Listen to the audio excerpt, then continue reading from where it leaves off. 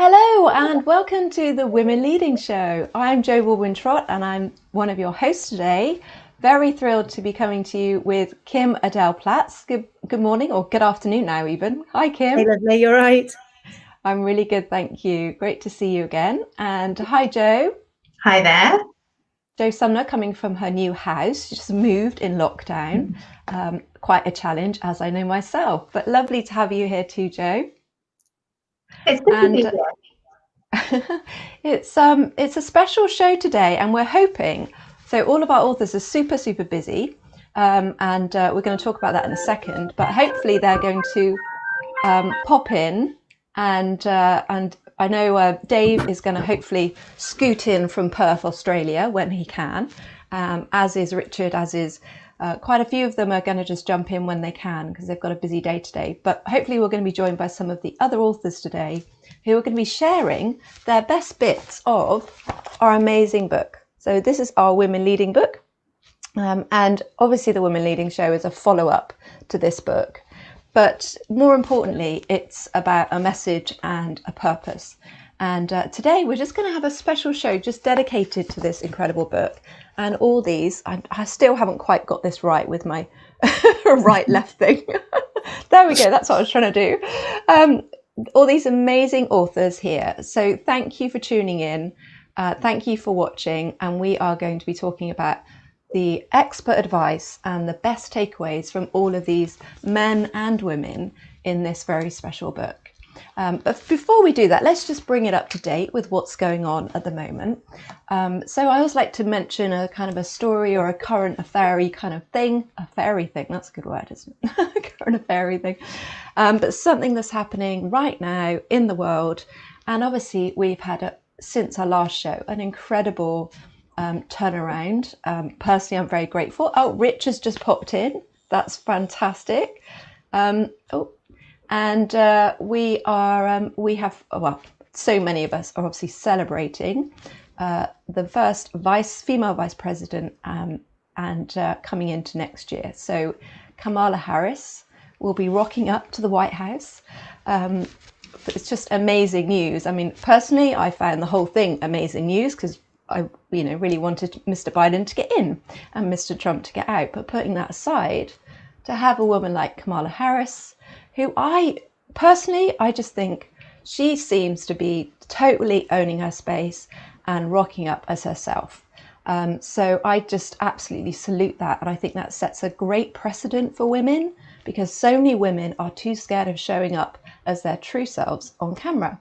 And they kind of adopt a different behavior. Jo Swinson, for example, who I've interviewed, she adopts a different behavior. She creates a new voice. I've seen so much video of Kamala Harris and all she seems to do is be authentic. I salute that. What about you guys? What do you think about the latest what do you think about Kamala Harris? Well, I feel similarly, as I expect all three of us feel rather delighted that she's there. And I think for a couple of reasons, I think it gives us that image of a woman in that place of power. I honestly think it's paving the way for her to become the first female president. And I think that opens up possibilities for young women of colour and young women altogether and young men. Interestingly, I think it's actually inclusive. It's the breaking down of another barrier. And I particularly love that visual that's been going round with all the preceding vice presidents, and they're all, on the whole, they're not actually all, but primarily old white grey men. And then here's this beautiful, elegant woman, and she just is. It's clearly a game changer. She is a game changer. So I'm super excited about it.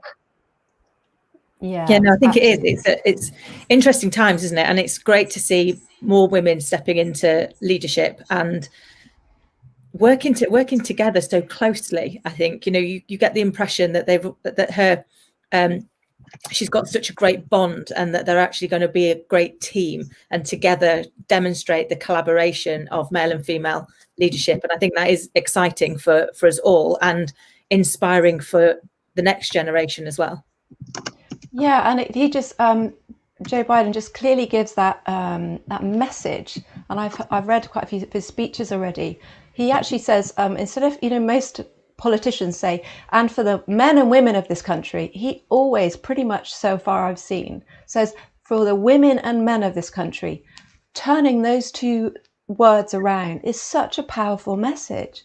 It's always been men and women, and I'm not judging that. I'm just saying, why isn't it both ways? I'm not saying it shouldn't be men and women, but why not have it both ways round? And actually, he often really commends her and their teamwork, like you said, that really resonates in what's coming forward. I think that's so exciting for the world, let alone the US.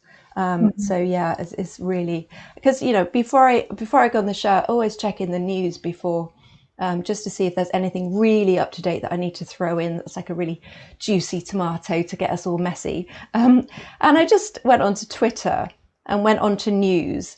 And guess what we have with the whole stream of feed from Twitter? Guess what the common denominator is? I don't know. It's just all men.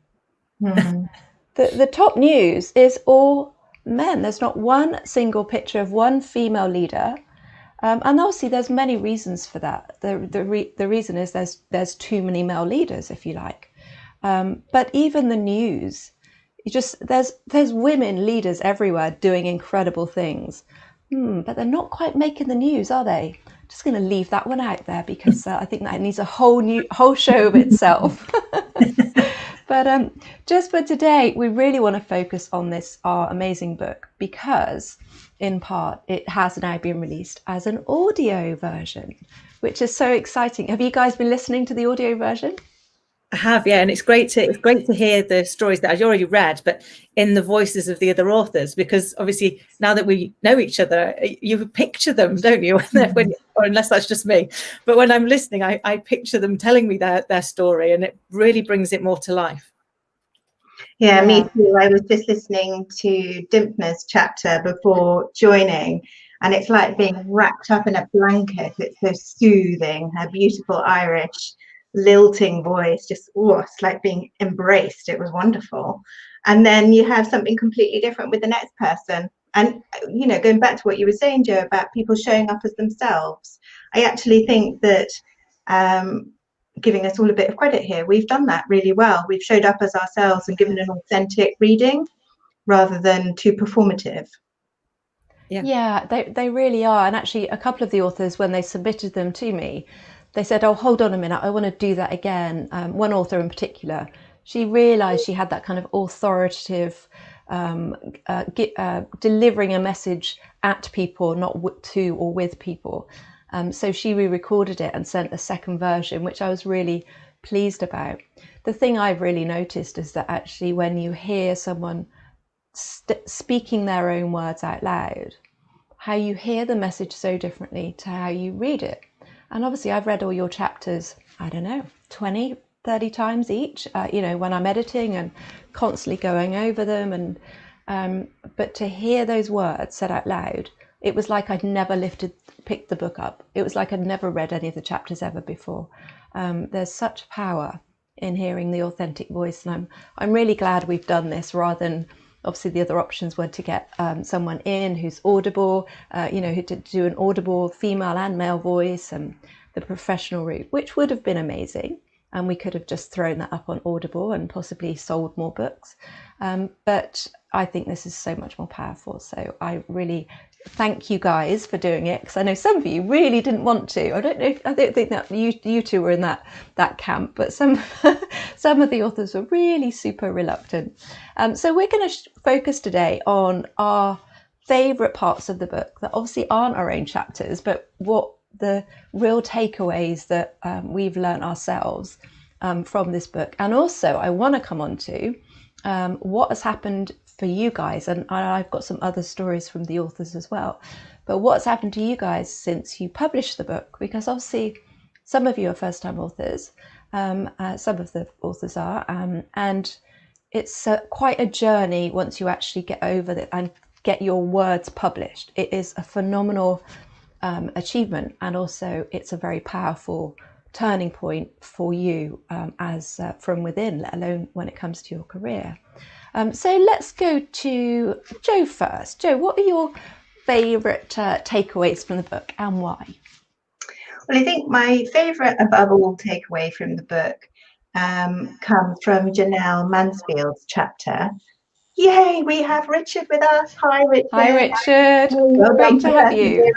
So I was just giving my first favourite, which is a takeaway from Janelle Mansfield's chapter. And what I love about what Janelle has done in this chapter is she's shown vulnerability and courage of really quite an extraordinary level.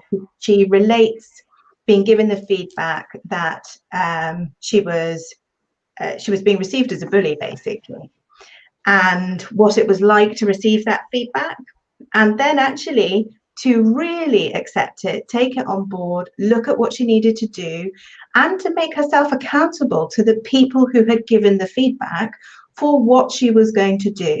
And that was the bit that actually most stood out for me, was that we've probably all been in receipt of feedback at some point that we haven't loved about ourselves.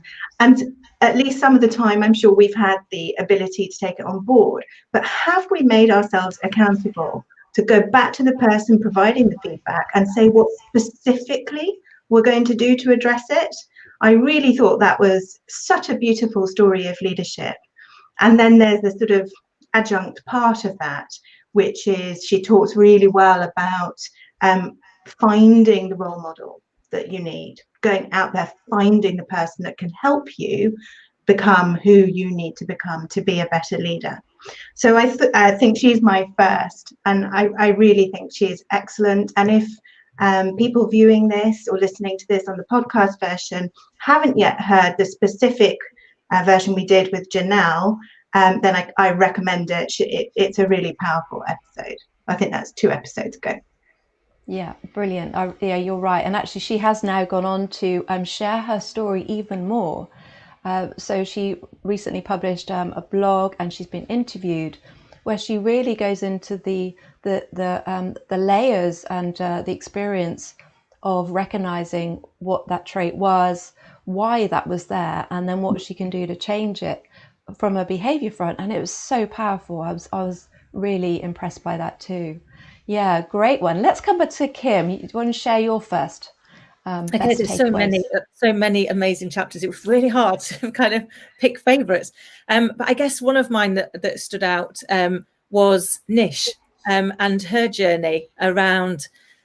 You know, she shares that she didn't really feel like she fit in, that she wasn't technically as strong, that she doubted whether or not some of her questions possibly were the right questions, but actually she trusted in herself and to just remain curious. And there is a quote, and forgive me, I've written it down, but I liked it, which was, never think you can't do something, have a go, be curious and see what happens. And I just loved that. And I know from, you know, our interview with Nish and from getting to know her, she's got that real presence around just asking the questions and seeking to understand, and in seeking to understand, growing herself and being able to give back more. And I think it was just a great lesson for us all in how to lead ourselves as well as how to lead others. God, absolutely. And obviously being in STEM as a woman, and the numbers for the ratio of women to men in STEM are still so crazy, you know, that they're so disproportional. And I think that's a really powerful message. And I don't know if you guys are aware, you probably are, because for the people listening and watching, we do have a WhatsApp group, and we are continuing to share and stay connected in, which I'm I love that group. It's very open and honest and raw. But she has now gone on to do her own podcast show. She's collaborating with other people, and she really has, from the Nish that I spoke to back in March, April, to the Nish I see now, it's incredible, the progress. And it's a shame she's not here to talk about why that is, but I'm really thrilled to see how she's developed her consulting business. 11 Consulting has really come on leaps and bounds as well. Fantastic. Good afternoon, Richard. Lovely for you to join us. Better late than never. Always. No, you said you might be able to pop in, and hopefully Dave's going to pop in as well. But great to have you here too. How is everything with you? Very well. Lots of inspiration, and lots to do. Oh, well, that's always good to hear. You're an inspiration yourself, Richard. I love your messages that you put in our group and your sharing on LinkedIn and stuff. Always, yeah, you inspire us all the time too, Richard. So, so tell us about your favourite takeaway from the book and why. Okay, I've got a specific one and I've got a general one. So which should you like to hear? Up to you. I'm going to go general because it leads on from what I've just been hearing. Which for me is this thing about having a voice and self-expression and doing it anyway. Because I think quite often we can all do it. We can get caught up in who's going to be listening and what will they think and what will they say and will I be this, will I be that?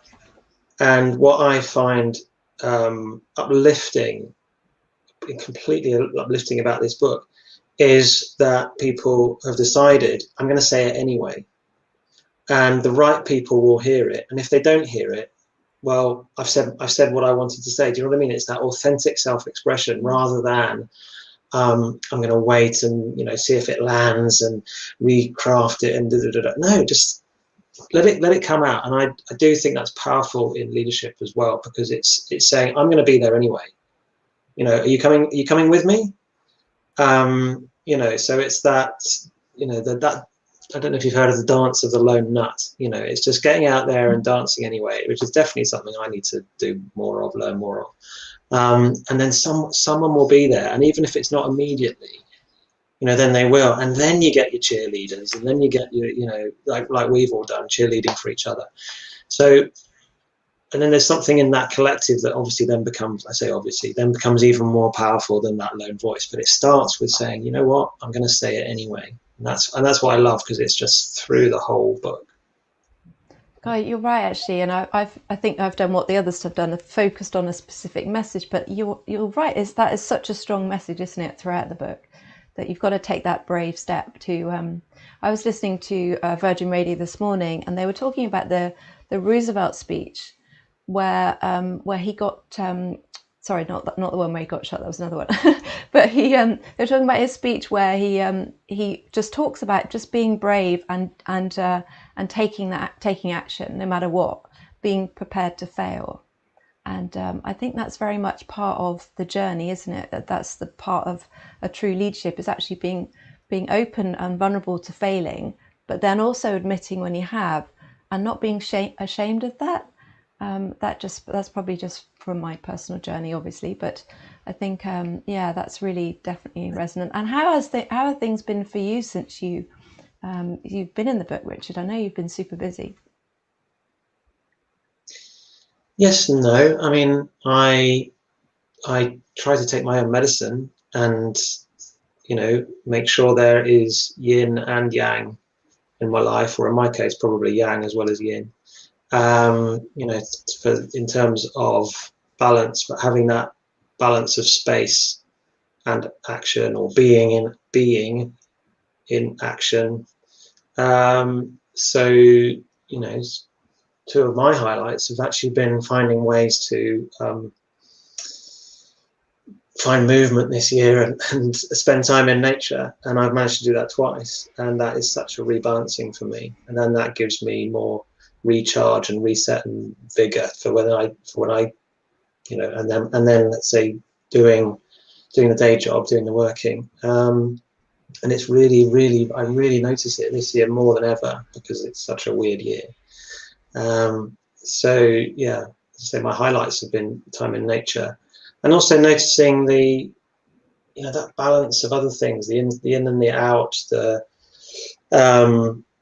personal and the collective, so, and then noticing this switch from face-to-face to digital, but never wanting to be entirely in one or the other. So I suppose I'm constantly listening and practicing listening to where is my center, am I in it? And acknowledging that with that center there are there are edges, and it's having the edge and having the center. when do I move to the edge? When I move to our center? When do I move to my next edge? When do I move to my center? I don't know if that's sort of precise enough, but for me, it's an ongoing exploration. And I find the more I discover for myself, the more of everything I've got to share with others. Wow, that's great, isn't it? Because, you know, that's what we're here for, isn't it? But yeah, I think it's interesting what you're saying about having that balance. And, you know, we have suddenly become very online focused, obviously. And there are real dangers with that, for sure. I call it Zoom gloom, call it what you like, really. But I'm like you, Richard, I need to be outside, and I'm making an absolute point of putting the work aside and getting out more than I should, if you like, and spending as much, you know, so much time outside and exercising. But that's what I need. How about you, Jo? How have things been since you've obviously this was your second publication? Oh, I've been published before, but more in academic articles and or popular magazines. So this was my first book that I was participating in. And I have a couple of practical things. So I've been labouring over a solo book for about 6 years now. And something about doing the Women Leading book and then the Silver Linings book that followed, which was the inspiring stories from lockdown, taught me some practical things that I can put in place with my own writing. So actually, from that point of view, just help the creativity keep moving along. So I'm grateful for that. The bigger things. So one of the things that writing my own chapter really made me reflect on is what I consider to be leadership when you're not in a non-obvious leadership role. So maybe you don't work in a leadership role within an organization, but you are a leader in everything you do all the time if you choose it. And I think that's really what writing my own chapter made me think about. And then from that has come a whole series of changes in my life. So I've moved out of London, and I've moved into a village close to Winchester, and actually already the opportunities are coming to be as involved as I choose to be in that group, and already opportunities coming to provide leadership where I can see that I can add value. So I used to run a networking organisation, and one of the local parish plans is to provide networking for the many, many people who work from home here. So I volunteered myself to do that because that's in my skill set.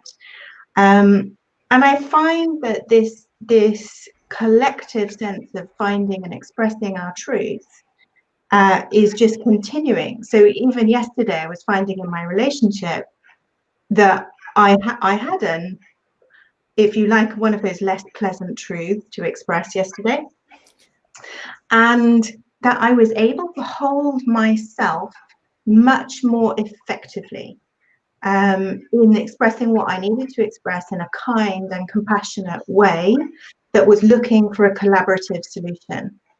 And that feels like the message that comes out in the book in lots of different chapters, that one of the differences in style we're trying to evoke is, you know, not being afraid to say what needs to be said, but to be inclusive in the way that it's said, and absolutely inclusive in the generation of the solution.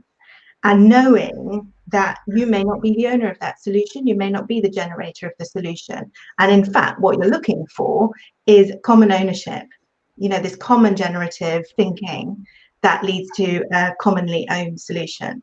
So for me, it's been one of those projects to be involved in that keeps on giving. And because we are still connected in the WhatsApp group, and of course for me, because I'm connected through the Women Leading show, it's like I get to dip into it. You know, every couple of weeks I get a rinse and repeat, and it's very much appreciated. Oh, fantastic! Yeah, this show's been, I mean, it's sort of taken on life of its own, hasn't it? And I'm thrilled. I haven't checked in with you yet, but I assume we're going to keep going next year. But you know, we'll definitely look at the format, because we're always looking at what we can do better and how we can change it and improve it. But I'm really excited, so that we've established this, really, haven't we? We've got this this amazing offering which people can dip into. And one of our shows, I think it was the one with Janelle Mansfield, that has had a couple of hundred views already, which is just amazing. And I think it always fascinates me which shows just suddenly get something. I mean, she has got a huge following in Canada, which is where she's based. But it's wonderful to see when one of the shows really takes off, because you can just feel that message is going far and wide, which is fantastic. We do need to get our Australian authors on. We've had some real hiccups with timing and BST and whatever. Oh, I always get them mixed up what they're called over there, but the time for Melbourne and Sydney and Perth. But apart from Dave, who thankfully came on the show, we do need to get our Australian authors, because you mentioned Jo Dimpner Kennedy. So Dimpner, I totally agree with what you said earlier. Her chapter is like a blanket with cocoa, with your favourite slippers, lights down low, candles. I mean, her voice, I hope she goes into more narration, because she has the most gorgeous voice that does. It just, it envelops you. It's just brilliant. And her words, obviously, because she very much talks about leading from home and how important the home life is. And it really is. I think you mentioned, Jo, something about how you received a message. And I think sometimes as women, we can become too defensive too quickly. And that comes from home. That comes from our upbringing of, actually, we always need to be on the defensive. Personally, I think that's a very big issue that we need to look at, and hopefully we'll consider that as one of the topics next year. That do we really need to get so defensive about equality, about leadership? I don't really think we do, and I think it puts us in a negative state. Anyway, Kim, how have they? Oh yeah, go ahead, Rich. Well, you've been drawing on my specific one was going to be Dimpner's chapter, and about the leadership starts at home, and a couple of she expresses it brilliantly, and about the communication and the authenticity. A couple of places that's shown up for me recently was someone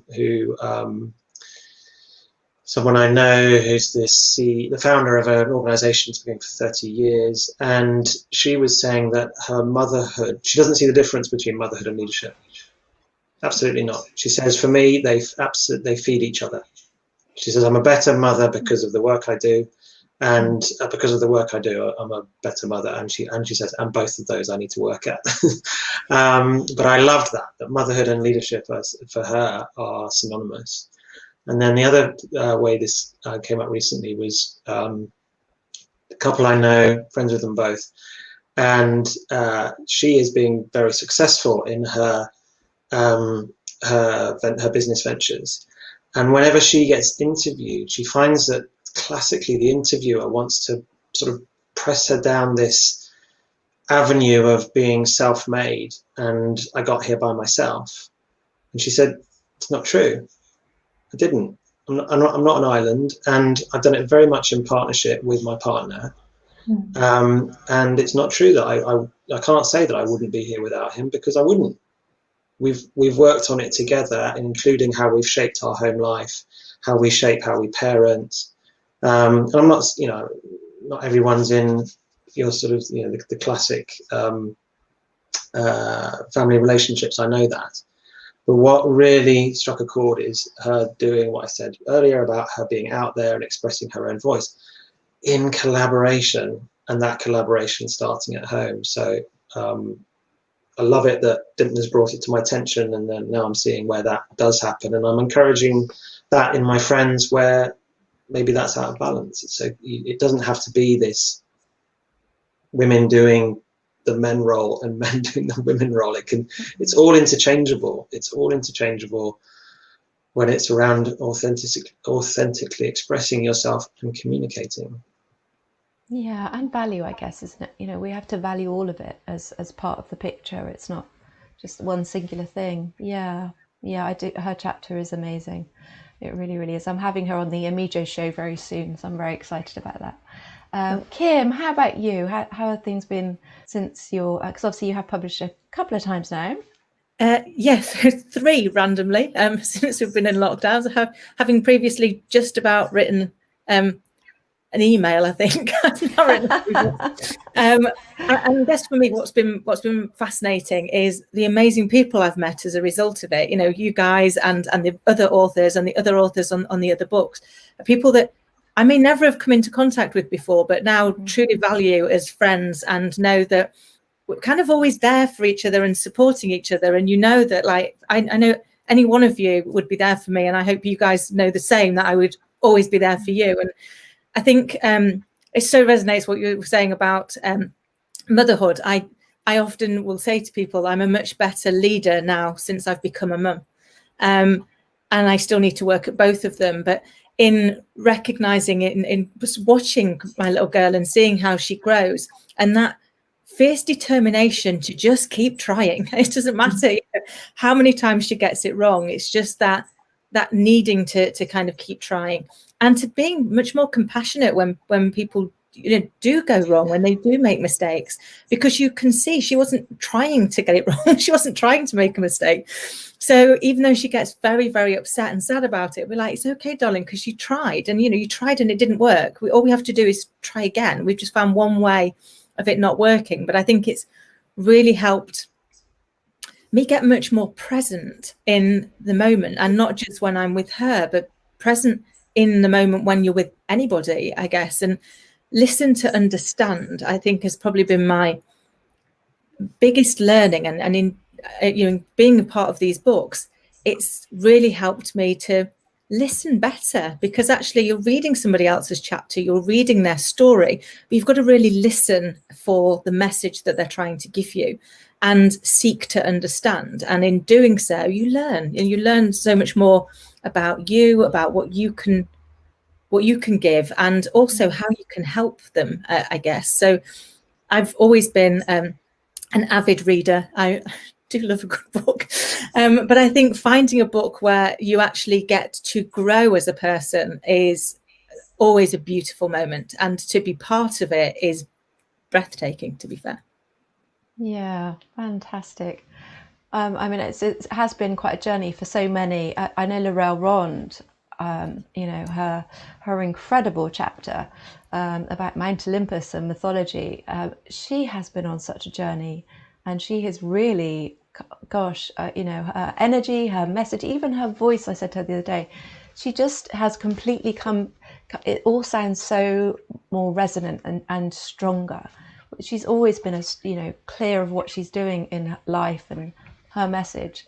But she's now in my next book, which obviously, I've kept this. This was my first book, but as you mentioned, the Silver Linings book came out, and that's the stories from lockdown, which is just an amazing book of joy, which Jo is in your story with your relationship about Carl, and stories from around the world about the actual silver lining, the bonus of lockdown, which is still got its own momentum. But now I've got my latest book, which I'm really super thrilled about, which is Being Fine, the other F word. And this is very much focused at men. So, because actually most of the messages that I think we can give are actually, it's an equal conversation. I always said that to you guys from the start. And that was why I'm really grateful to you, Richard, to Andrew, to Mike, to Dave, for putting your words in our Women Leading book as well. But Women Leading has given me a confidence to keep going, and I'm realizing I get so much, not just from creating the book, but actually from creating the community. Because one of my key stock phrases is everything we do creates a ripple of action and motion. And I can see the ripples that you guys have then created yourselves. And so to create this book, this next book, which is about mental health, really, it's about recognizing when things aren't right and not using this awful word fine, which, is such an important message for me. But actually, the other thing I've really realized, and I just want to highlight this, when I was, and I know, Kim, you and I were in the first book that we ever were publishers in, if you like, together. But when I first went into publishing, there was always this kind of, I'm just going to put this up to the camera, this whole kind of first number one, leading, and all the rest of it. And obviously that definitely features when you become published, and but it, you know, it looks amazing and it feels really good to hear those words. But actually, I just want to bring it back to the number one, because what I've valued the most about creating this book is the one person you touch with a book. You could sell 10 copies or 10,000 copies, but the one person you touch who then emails to you and says, I just had to write to you to tell you that I cannot believe how different I feel about myself now. I cannot believe how much I've suddenly resonated with myself as a woman, myself as a mum, what I can do, and realizing the power and potential I have. And I've only realized that from reading this book. Wow. That to me is worth every single moment and every single message and every single word of a book. And it's not about being international, whatever. Part of the joy of it, yes. But that is about what a book is for me. And I'm just really grateful that you guys came on to this message as well. And we are getting those messages, and we all share them into the WhatsApp groups, don't we? In fact, I think I've got a few more I need to share into the group that I've received. And obviously there are so many people you touch and you don't hear about, because not everyone wants to then follow up and send you the message. But that's the biggest joy, I think. It's not the visible numbers game. It's not the, necessarily the sales, which obviously we all want to sell more books. But actually, it's just about that potential to create, which is what I'm hoping for my next book as well, obviously.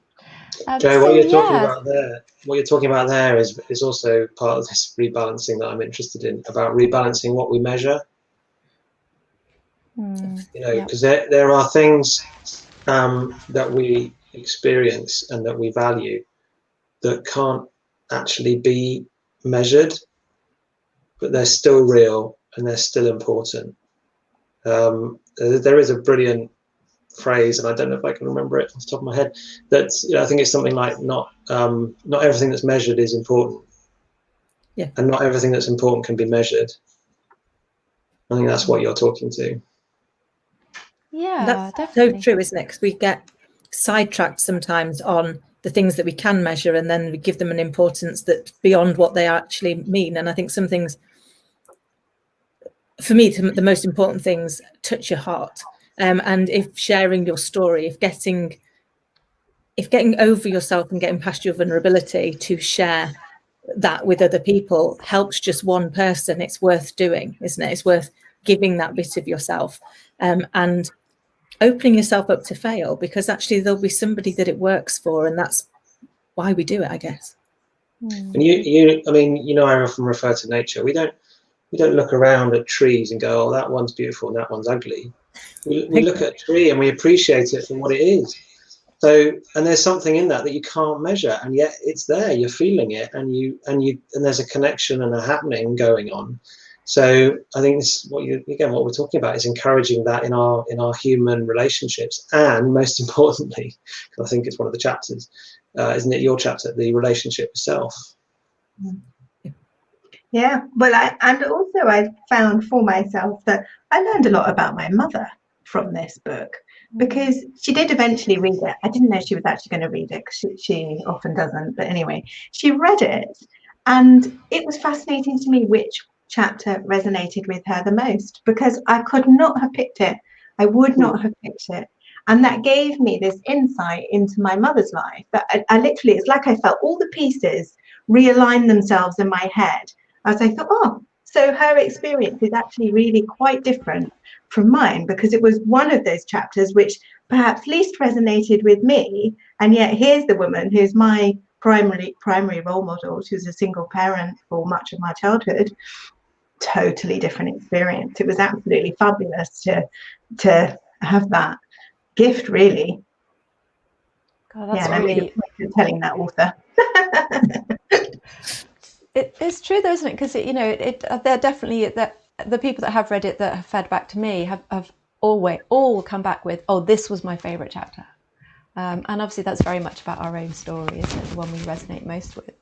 But yeah, that's really fantastic. But it is a great obviously gift, and we are coming into gifty season, I'm afraid.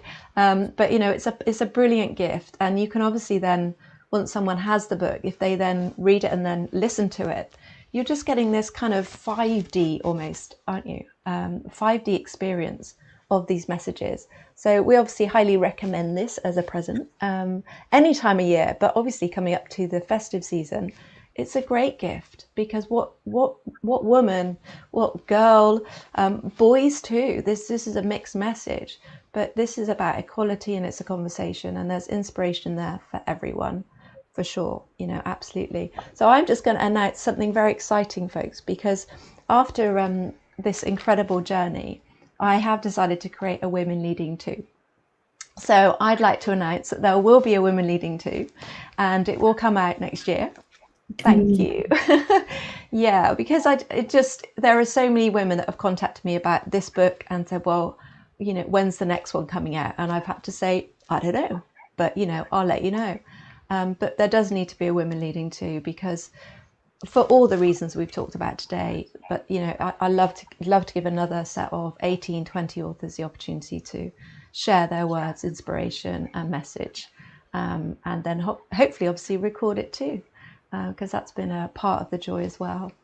So I'm just going to finish off with one of my there are so many, I have a list of so many various pages turned in that are my favorite, but you know, for me it comes to one simple point, this book, and I really think Dr. Alessandra, she really sort of encompasses this and makes it really crystal clear of what you can do to lead. And we have all touched on amazing parts, but you know, nothing like a simple equation, and hopefully you can see that.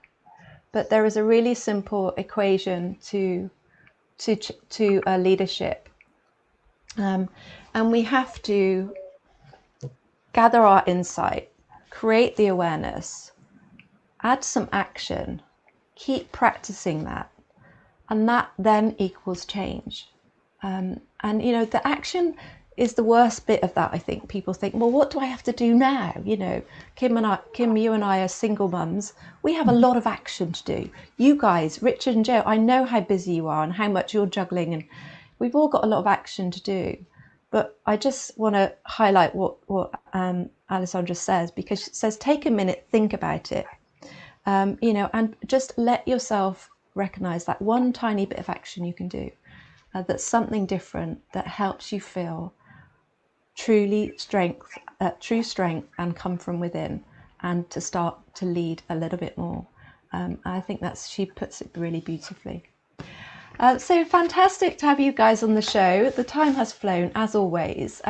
We are going to have another final show of 2020, and we haven't quite decided what we're going to format that as, or what we're going to talk about. There may be some dressing up involved. There should be. You didn't tell us that. You know, I'm just really ready to put on something really nice, actually, instead of jumpers and scarves. And how does that sound? You going to come along, Richard? Have you got a tux? If there's dressing up, I'll be there. Oh, fantastic. That's really good to hear. I'm just going to check on the date. I think we said Friday the 18th is going to be our Christmas show. And we will try and get some of the authors, maybe some of the Australian ones, but we will definitely try and get some of the other authors. And we will have a special Christmas kind of review of the year of, I would like us to review the most amazing women leaders of the year.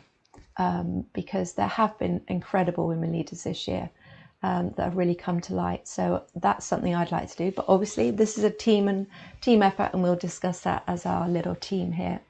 So thank you so much for listening and for watching. Please subscribe either to our YouTube channel or join our Facebook page so that you can be up to date with what's happening with us. Go to Spotify and listen to our audio version of the Women Leading book, because it is incredible. And please share with anyone and everyone. I'm Jo Baldwin-Trott. This is our Women Leading book. Thank you to Kim for coming along, as always. Bless you. Lovely to see you, as always. Thank you, Jo, for coming from your new home in Winchester. Lovely to see you. Pleasure. And Richard, thanks for joining us and jumping on too. It's been great to have you here. Thank you all. Feeling topped up. Oh, fantastic. Us too. I'm Jo Baldwin-Trott. That was the Women Leading Show, and we'll see you again soon.